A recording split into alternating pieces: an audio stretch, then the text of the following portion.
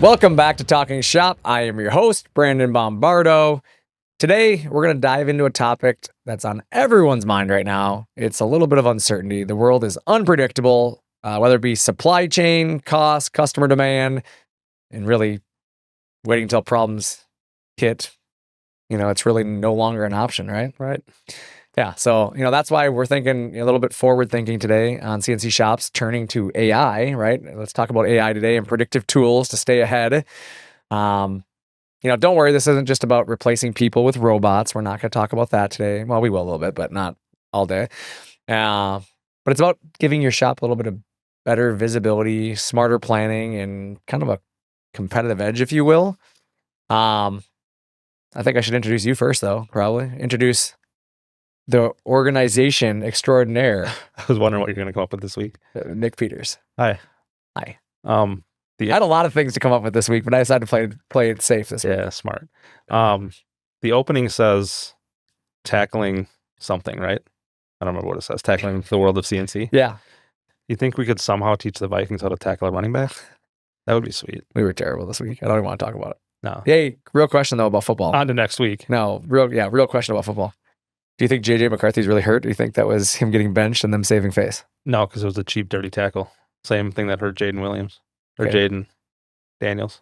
The Redskins grabbed him by the hip and fell on his feet. Do you think that's really the serious thing though, that he's out for 3-4 weeks because of that, or do you think they're just he's saving face? We all knew it was going to be a year of ups and downs and learning curve. I have a hard time with that though, because ups and downs work with a team that's not ready to win now. You literally have a top 3 team in the NFL if you just have a good game manager at quarterback. Well, and they have 77 injuries. They have no starting offensive line. I mean, it's just, the whole thing is just a nightmare. I don't know. I guess they could be making it up, but I doubt. I mean, I don't know. Just ask them. Anyway, so today's topic, let's talk about that instead. You want to talk about football? No, I love football. I don't think people want to tune in and listen to us talk about fantasy football. I love fantasy football. No, you don't. Awesome. You hate it. Today's topic is going to be about AI, actually. It's actually really great. I mean, just AI is so big in today's world that I just thought it's time for us to have a conversation on it. It's taken my 8 hours of work a day down to about 2.5. It's great. But I really think that being a company whom embraces it is going to get you further. Oh, absolutely. You have to stay with technology, right? We've talked about it a million times on this show. Right. You can't just be stuck in old ways all the time. But how many people are swearing off AI right now? A lot. If you are, you're wrong. Like, I know there's so many people out there right now that you hear, they're like, oh, AI is so bad, but I'm not using it. And I start to think my way about that. And honestly, that was my first initial reaction when it first came out. I was like, I am not jumping on the AI train. And now I'm like, man, without AI, I don't know that you can keep up anymore. I don't think so. I think the world is moving at an incredible rate now because of AI. It brings you, I don't know, the times that I've used it, it brings you answers to questions that you can probably answer in several minutes right away. Right. I mean, it doesn't sound like much at the time, like, oh, this took me 30 seconds instead of 3 minutes. Right. But over the course of a year, you add up 2.5 minutes multiple times a day, multiple times a week, a month. I mean, it adds up to a lot of time you're saving by using a tool that's right there in front of you, right? There's so much with it, yeah. I mean, I used it for fantasy football league to do a schedule because for whatever reason, ESPN wouldn't give us an equal schedule. So I put in all our team names and ChatGPT and said, give me an even balanced schedule with these 10 teams, and the ones that are together play their division people 4 times and then just randomly against the other division. 2 seconds later, it had a schedule. Perfect. That's crazy. So it's just those things that are would have been super time consuming to go through and do it manually. That just tell. We're getting into this episode though. We should jump before we get into this episode. Okay, let's jump into our questions and comments. All right. And we'll come back to that because I want to talk about that. That's pretty awesome. 3 questions today. Okay. Question number 1. Yep.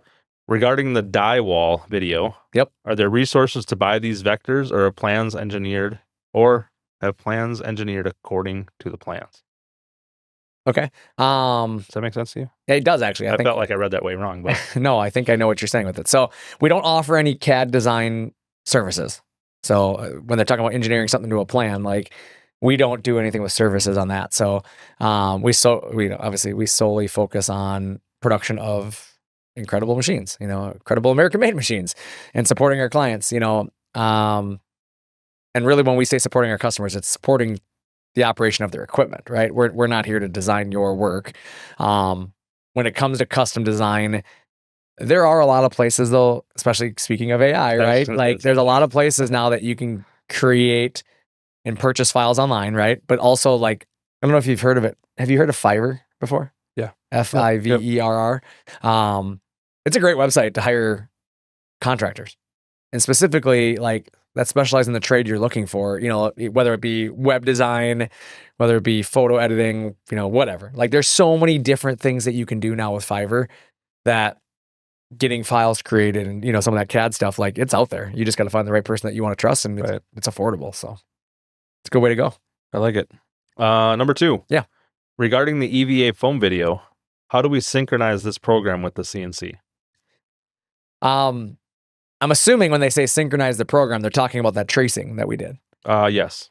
Because I'm going to guess, you know, when you think about the program, the only program we used was Vectric VCarve Pro, and Vectric is something that comes with our machine and is ready to go. But the tracing feature doesn't require any synchronization because it's actually integrated into our controller. That's something that people maybe don't realize, is that we have a tracing feature in our controller that allows you to trace a pattern, and then automatically saves it after you trace it. So you trace it, it saves it as a CAD format, and then you can bring that into your CAD software. And then in our case, we manually traced the pattern out, right? We traced it on a, like, I don't remember, it's like a vinyl, like a see-through plastic. Yep. And with a marker. I remember that, like Sharpie marker. And then we brought that file, after tracing that on the machine, we brought the file into Vectric and then let Vectric just do the Vectric-y things. I like it. That sound good? Vectric-y things? Vectric-y things. Yeah. So no, it's pretty straightforward, easy. There's no real synchronizing that you have to do. So number 3. Sure. Save the best for last. Okay. I guess we'll see. I came for training a few weeks ago and noticed there was a niche for your shop, your material, your project type training. I would love to fill that. So I like that. You know, I first thank you. Thanks for coming to the training too. I think it's important to note that when people come to our training, you're attending a basic training course. These aren't that type of training. Like, you know, you're right. There is a niche market out there for your material, your type work, you know, that kind of training. But you don't really do those in mass mass, Yep. Not quantity even, but mass groups, right? You're not going to bring 10 people in and start doing that because it's just, I mean, you could have 10 different people. Right. It's just too hard to do that in a single day. So, that's not the type of training those are. They're basic operator training designed to teach people the basics of how to run a machine. Now we try to get it, you know, into certain things that make sense for everybody, but, you know, obviously there's more complex training that we offer and support that we offer. Your shop, your material, your project kind of training, you know, but when you have 6 to 10 companies at, you know, one of our training classes for a single day, you know, the operator training is really impossible to get into quality training about somebody's specific material and specific projects and not feel like you're just giving everybody else the cold shoulder. Right, for sure. Because again, you might have a guy there that's building signs, and then you have a guy building their cabinets. Well, if you're teaching people how to build signs, this cabinet guy is feeling like, I don't need to know any of this. Right.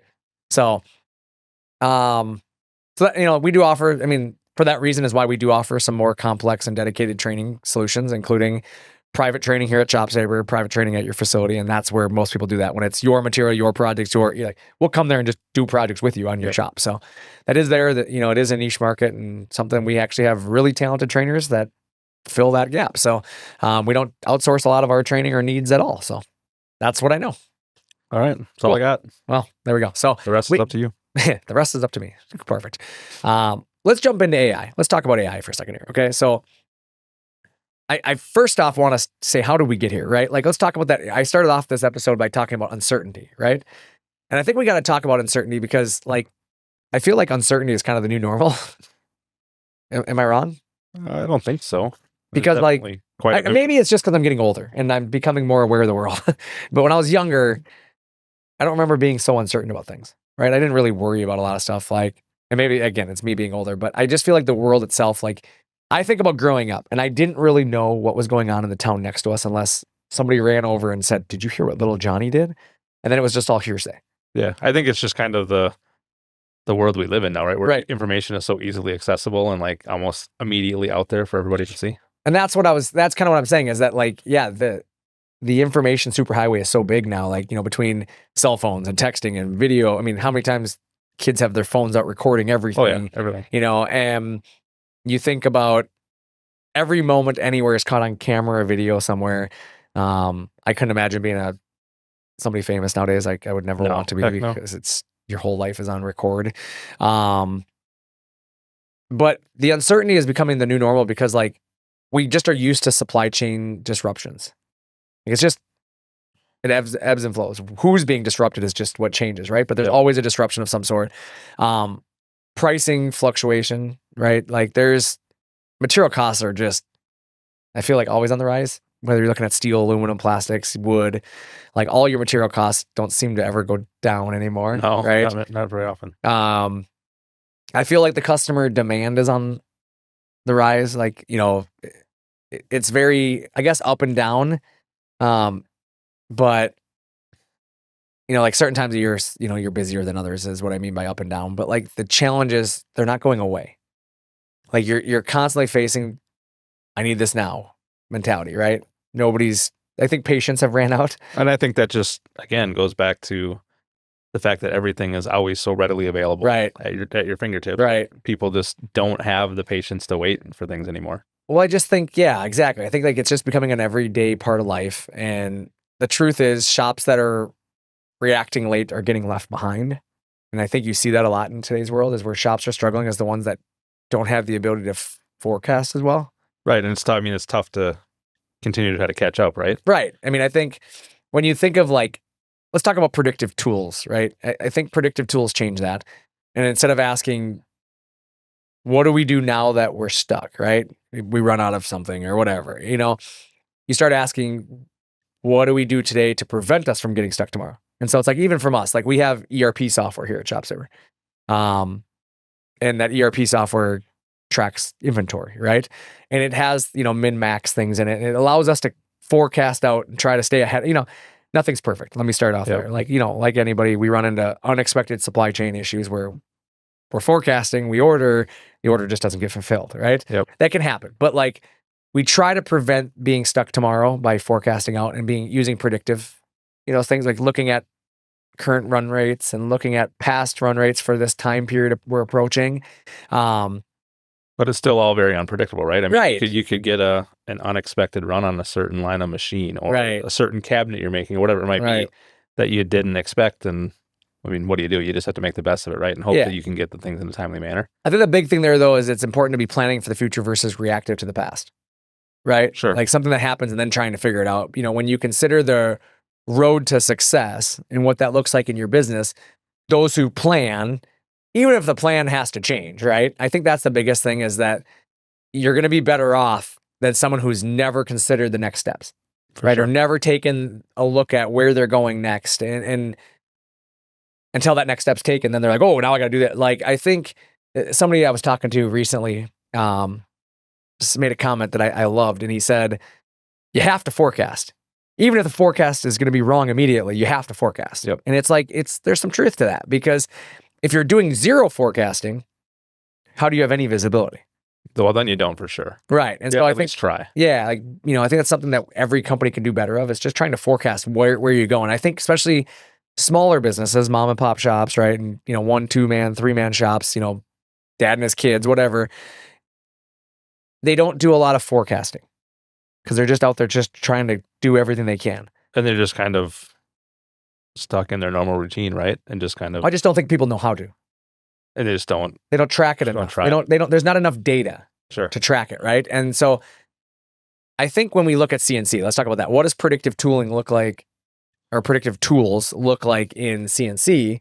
Because the reality is, a lot of people don't have a Silicon Valley budget, right? No, they can't benefit from the fact that they can just spend whatever they want. You know, I think in today's world, you can accomplish more than you ever could before, and this goes back to AI, on a tighter budget, right? Because you think of like, go back to when my dad started ShopSabre, like the ability to engineer a machine, how much more you had to know. Oh, way more. Right? And when you consider shops running CNC machines today, consider that, you know, many of them are applying a predictive technology in a way, right? Sure. Because think about back, like you just said, when your dad started ShopSabre and when you guys were still, you know, selling whatever amount of small amounts of machines a month, right? Yep. Did you have the ability to have weekly videos on a Right. website, YouTube No. videos that show people how to do. I mean, it's YouTube just wasn't even really a thing. right. So it's so much more easily accessible to find Right. ways to do things properly, right? Right. And I think the big thing, like even like when you think about a CNC shop, somebody running one of our machines, in a way, they're still doing inventory forecasting. They might not realize it, but like they know when they're going to run out of material, right? Oh, Generally, like they know before it happens. They're not just going to cut the last sheet and be like, whoop, shoot, now we can't cut cabinets. You know, like they kind of, it gets here, right? yeah, they kind of know what to order. And it's rare that shops start jobs without the materials, right? Yep. You try to forecast out your jobs and you use those, you know, in a certain, you know, through different methods, right? Is how you figure out what do I need to order for this. I can't speak for cabinet makers and how they know how many sheets of material they need, but I'm going to guess that using a lot of their design software nowadays, you know, because it tells you when you nest it out how many sheets of material it's going to take.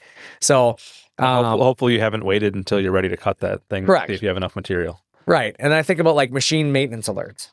It's another predictive type of thing, right? Machines today self-monitor themselves, giving you warnings before you have a breakdown. And, you know, shops or machines have protections in place so that you don't make simple mistakes that cost you days of downtime. You know, crashing is an example of that. And it helps with avoidable collisions, right? So these things are predictive, right? It's predictive of the future. And in a way, it's still artificial intelligence, right? Yep. It's just not the way people think AI and they think of ChatGPT, but there's AI in a lot of these products we're using every day. The stuff's just built in behind the scenes and automatically right. You just tells didn't you think without about you it. asking. Yeah, you just don't think of it as like AI. You know, it's the self-driving aspect of, you know, Teslas, and it's, you know, collision avoidance sensors on your truck when you're driving and it starts beeping because somebody slowed down rapidly in front of you. Like, I think when you think about that, there you realize you're using more AI in your life than you've probably already accepted. Mhm. And, you know, even when you start thinking about production scheduling, a lot of companies that I talk to use some sort of a scheduling software, if you will, right? A smarter software to plan the jobs in real capacity. And, you know, you think about how you track your open jobs nowadays. You know, many companies have something that tells them what jobs are open and what jobs they have coming. Because otherwise, you're going off of what, memory, right? Or a stack of papers on your desk that you have no idea where anything really is. And it's just unorganized and in a stack. Right. I just don't think, I mean, maybe there is still, but I mean, I think the companies that are still a messy desk with a stack of papers are probably having a more unpleasant time. Yeah, because you're definitely going to be thumbing through all those papers trying to find the one you're looking for, Well, right? what if As opposed to just typing a number in. what if something slips off your desk though and goes missing? Like that would scare me. That like, there's a job that we have to do that is just now missing. Yeah. You know, Or if it falls on the floor and you're cleaning, people will think it's trash and throw it away. right. Yeah. Who knows? What about demand trends? You know, like tools that help you anticipate which products or services will spike at certain times of year. Yep. Right? I mean, I know many companies that track their monthly progress or monitor their past trends. And so I have a few friends of mine that like, generally we're talking like, hey, how you doing? Oh, we're approaching our busy season or we're approaching our slow season. They know that not just from a feel, but trends, right? And so generally, this helps them better understand their business ups and downs, and then they can forecast, right? Where are they going to need to add man hours or inventory to, you know, reinforce what they have coming? Or, hey, we know we're approaching our slow time, so we're probably not going to order as heavily as we would during our busy time. So you don't have $50,000 worth of material just sitting there taking up space and not being used. Yeah, the best description I have for like this is like, think of them like a set of headlights on your car on a dark road, right? Yep. Because you still have to drive, right? You have to do the driving still, but now you can see what's coming further down the road. And if you turn your headlights off, it makes it a heck of a lot harder to drive that vehicle on a dark road. Absolutely. And so can it be done? Sure.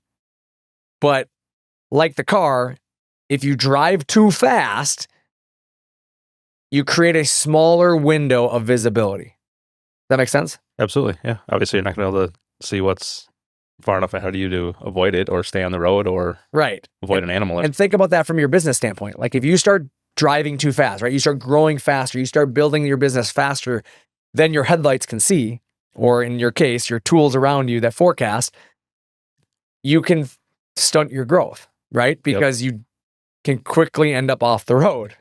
And, you know, therefore, in, you know, reinforcing processes and upgrading equipment along the way, specifically CNC machines, right? Think about that. Like you start off with a entry-level machine and you grow into something like a ShopSabre, right? People sometimes hesitate to make that step because, yes, it costs them a little bit of money up front. Yep. But it's a big difference when it comes to your success. And it's rare that you see people buy a machine and upgrade their machine and go, man, my other machine was, better. Like, you generally get more with your new machine. There was obviously a reason why they knew they needed to buy that new machine, right? Right. They didn't just do it just for fun because they thought the other machine actually was better. Well, exactly. Right? I mean, you don't go to a car dealership to buy a new car if your other car is performing just fine, typically, right? I guess maybe that's a bad example. I would say, even with equipment, sometimes it's just you see a flashy feature and you want to go get it, Fair. And I think there is some of that in the world, but like, you have to think about why all this matters. And some of it's less downtime, right? Fix problems before they shut you down. Because when you trust outdated processes or old software or the stack of paper on your desk, right? Or equipment that maybe limits you to being able to do certain things, you put yourself in jeopardy of downtime. Mm-hmm. And downtime ultimately is going to cost you business. Like, there's no question on that. Downtime will cost you business. Absolutely. Yep. And the other thing about it is, like, it actually will help you with better cash flow. When you consider forecasting and using predictive tools, like, you're going to order what you need when you need it. And when you have less visibility, you end up either ordering in a rush, right? Because, oh crap, we didn't forecast that, which then costs you more because you're not getting bulk pricing, right? You're buying just what you need for that job. Yep. Or having to rush it over to you, so it costs more in shipping and all that stuff. And it still may not even get to you in time, and then you have an upset customer who's annoyed that you didn't have things you needed when you sold the job. Right, exactly. Or it costs you more upfront because you buy excessively, right? Now you sit on inventory, which hurts your cash flow because you spent all this money that you're not recouping. Because you tried to buy it in bulk to make up for some savings when you didn't order it on time the first time. So, let's just buy 100 of them. We only need 6, but let's buy 100 to save a few bucks. And that could be unproductive dollars, right? Yep. Unproductive items. Not to mention, depending on how you do inventory, you might get a tax hit at the end of the year if you don't get rid of your inventory. So I think you also are going to find that you're going to have happier customers by using more predictive stuff, meeting deadlines without excuses. We all deal with deadlines. Every business does. We all deal with deadline issues. Nobody's beyond that. I mean, no matter how much forecasting you do, there's still uncertainty out there, and it's going to but the more forecasting you do, it's going to reduce the level of burden that you have. You're definitely going to have a better chance of being on the good side of it, right? I think so. I mean, if you don't do it, you're obviously going to have some misses, and you're probably going to struggle at certain aspects to where if you, like you said, forecast and hopefully have enough things to get you through almost everything, at least then, you're ahead of the game a little bit rather than trying to catch up from behind. Yeah. I mean, you have less waste, as you said, you have less rework, more efficiency. And really, I mean, that just strengthens your margin, doesn't it? I mean, when you start thinking that way, margin's the name of the game, right? Yeah. Without margin, you're not a business. Correct. You're just a guy doing donations at the point. Pretty much. Charity work. Yeah. I think predictive tools don't eliminate uncertainty. Let's start there. I'm not saying that, by you using predictive tools, you're going to solve all your world's problems, right? But no. It's going to make it a hell of a lot easier to get through. I think they just make them manageable. Yeah. Right? I don't know. How do you get started though, Nick? Like, when you think about it, like let's say we've convinced our viewers that they have to get into predictive, tooling or tools. How do you get started without overwhelming somebody? Right? I mean, probably start with the most important things you're going to deal with. Maybe? I think, like, you don't need to implement a full-blown AI platform overnight, right? No. I think that's important to say. Like, you got to start simple, as you said. Like, I think using, as an example, I'm just going to use CNC because that's where we come from, but using CNC software to, start tracking and scheduling. So understanding how long jobs take and then start scheduling accordingly. I think connecting machines' data to tracking methods is huge. Like, being able to have how many sheets per tool you get tracked in a spreadsheet even, right? Is tracking method that how many sheets did you get per tool? So now how often do I need to buy tooling versus just guessing, right? Like, this tool's dead. Now we need a new one. Right. And having to overnight it then. Yeah. So, how many sheets do you get per tool can determine how many sheets of material that you need to have versus how many tools you have to have. So if I buy 10 sheets, well, I know that I get 10 sheets per tool. I should buy a tool as well. Yep. So you just kind of like buy them together. You know, how many tools are you burning up? How many tools are you breaking? How often are you maintaining your machine? All that stuff can be tracked. And it doesn't look like much right away. You start tracking the stuff on a spreadsheet and you lay it out line by line. Because I did this, and this is something I do here at ShopSabre on a lot of stuff we do. Like you have a spreadsheet for shipping machines. I have a spreadsheet for selling machines. Marketing has them for, this and that. And when you put that data together after a time, right? The first 30 days, it doesn't look like much. But now go a year and go back and look at that data, and you can break it down by trends. You can break it down by month to month. You can break it down by job. And so, you could train your team to start watching for patterns in these jobs, right? And you start to look at failures, right? Where do the failures occur? And see something, say something mentality, right? If you see a trend, let's talk about it. It's important that everyone on your team understands the importance of this, because you as the owner or the manager aren't on the floor maybe all day long, or maybe you're not talking to customers all day long because you have a sales team that does that. It's important that they all feel empowered enough that they have a level of pride in what they're doing, that they're tracking it as much as you are. So that way they want to share the data with you. You got to be able to have a voice, right? Yeah. I have people around me that have way more data than I have even. Yeah. But like you said, though, you have to have it so that you and your team know what's going on. If you're just winging it the whole time, I think the spreadsheet you just said about my one that I use for shipping and doing orders. Just be having that info all right there. So when somebody calls or emails, it's super quick to just search for something in your spreadsheet and find out what it's about. It obviously doesn't apply to certain things you're talking about with tooling and all that stuff. Right. But it still makes the ease of finding the data and knowing, certain things that you need to know for doing your job that are right at your fingertips by tracking it and not just guessing and not really knowing the answer to that question, right? I just think it makes you more organized, right? Which takes off the burden and the stress because you know that the data exists, right? Versus not even knowing how you're going to go find this information. And then eventually with time, you can scale that data into a forecasting tool, right? As you grow. You don't want to wait is the biggest thing. Like just start tracking things, and you got to start somewhere, right? And you got to start embracing the future now, because the future is going to arrive whether you embrace it today or not. Right. And AI is coming, right? It's here. I shouldn't even say it's coming, but it's coming into everything we do. And it's not about doing everything at once. Like you don't have to be full blown in everything, but it's about starting the shift, right? Right. I think you have to have some urgency to some of those things. If you keep saying, "Oh, I'll start doing that next month," or "I'll start next year," whatever, you're just putting yourself that much further behind the eight ball, right? And further behind the competition that's already doing those things and staying on top of the things that they need to stay on top of in order to keep moving forward and not having holdups. Right. And let me ask, you've kind of already answered this a little bit, but you're using AI in your personal life. Mm-hmm. Obviously, you mentioned fantasy football.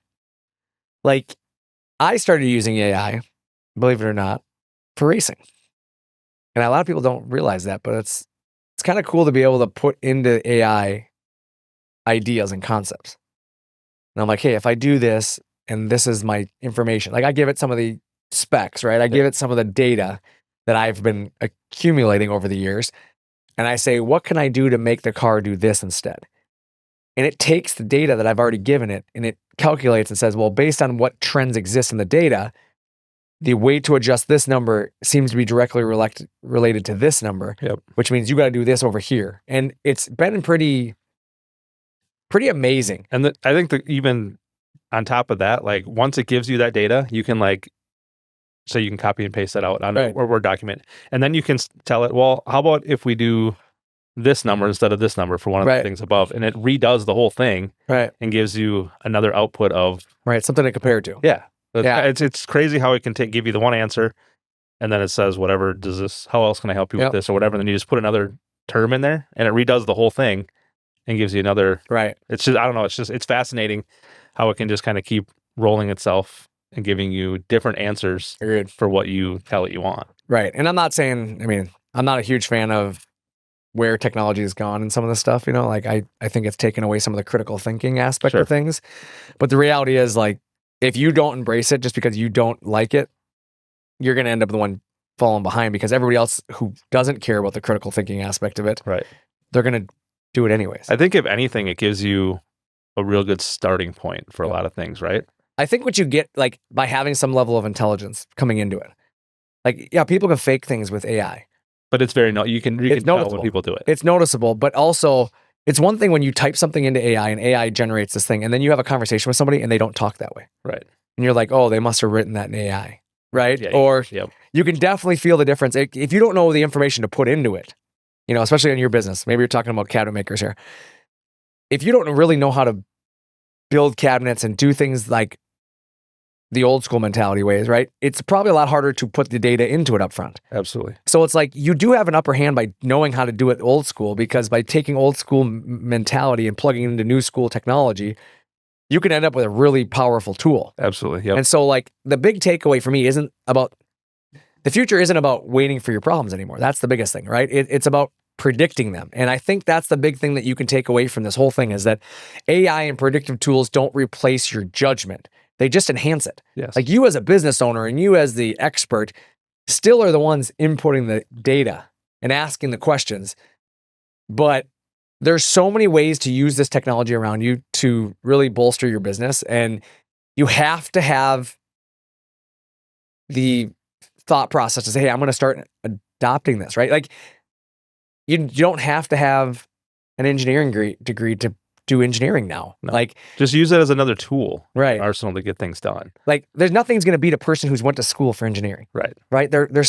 We have engineers here for that reason, but the AI technology can help you develop products with more accuracy while utilizing some engineering around you without having to have all of this. Yep. You know, you don't have to go out and hire a full engineering department anymore. Maybe hire one engineer and then start using tools around you, right? Or, you know, I think in 2025, as you kind of look at it, like the winners using CNC aren't just ones who can run their machine and cut with them, right? I think they're the ones who can see the furthest out in front of them where they're going, and using AI and using predictive tools and softwares and using more advanced processes like a CNC machine automation, you know, will make a difference, right? Like I think this technology is going to be the future. I don't think it's going away. I mean, I just don't think AI is ever going to disappear. I feel like if you think AI is going to go away, yeah, you should be thinking that cell phones are going to go away. Well, I just feel like, not. Yeah, I feel like it's not going to change. The people who today are claiming AI is just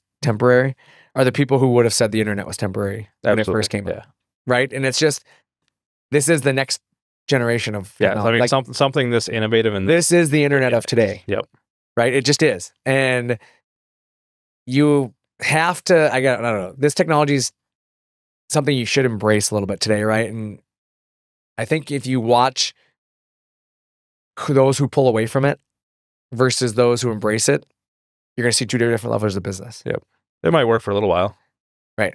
But and I think long term, I don't think it'll work. Right. And I think if you pull away from this with your business, your customers are going to too. Right. Because eventually they're going to catch on. There's a reason why when you put something in Google to search, that an AI answer comes up first, right? There's a reason Google's using that. Right. AI's been doing it and I think that's what's funny.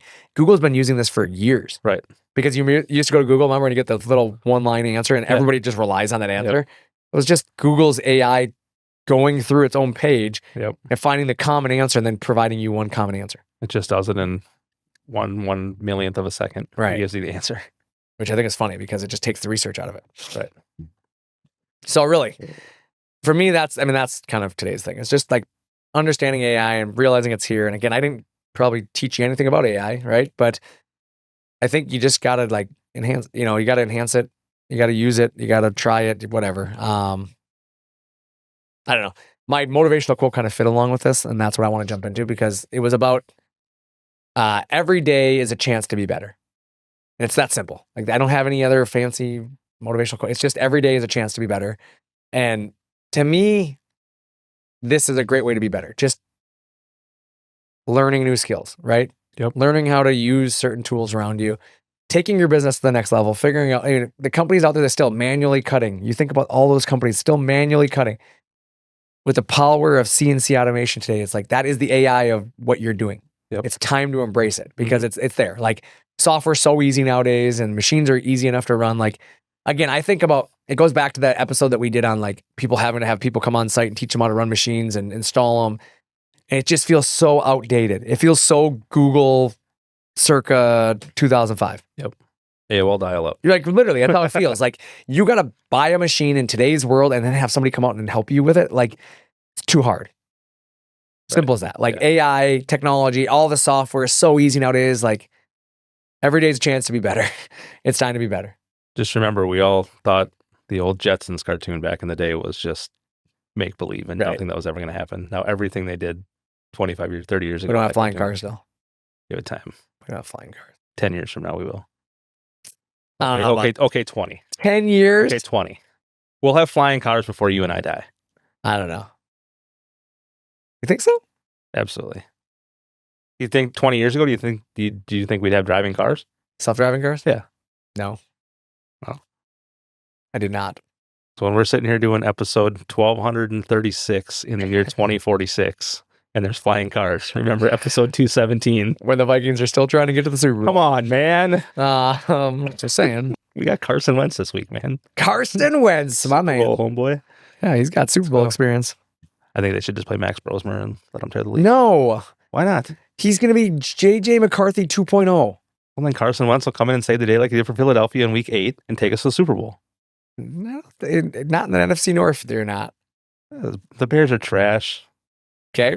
The Packers are going to win the Super Bowl. The Lions will lose in the NFC champion or Yeah. NFC champion. No, yeah, if they can, I don't know. Probably those two against each other in the NFC Championship. I hate to say it, But I don't think you can you? I don't think that. it depends how the seeds work. I don't think there's a road to two NFC teams playing in the NFC We said we Championship. weren't going to talk about football, I'm sorry. so let's not talk about football. You started it. Have some accountability in your life. You continued it. Don't Fair blame me enough. for your Fair failures. enough. Fair enough. I'm going to use AI. I'm going to go punch this into AI real quick. We should ask AI who's going to win the Super Bowl. You should do it. See how right it is. That'd be pretty funny.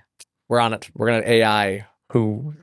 You should AI it right now. You got it in your pocket? I do actually. You should AI it. Who's going to win the Super Bowl? Let's just show. See, look at this All right. technology. One Right here in our pocket. You just like make up some stuff and talk about who knows what right now. I'll get this. That's what I do 90% of the show.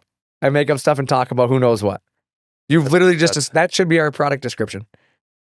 Welcome to Talking Shop, the ShopSabre podcast that makes up stuff and just talks rambly. Rambly? Is that a word? What's it say?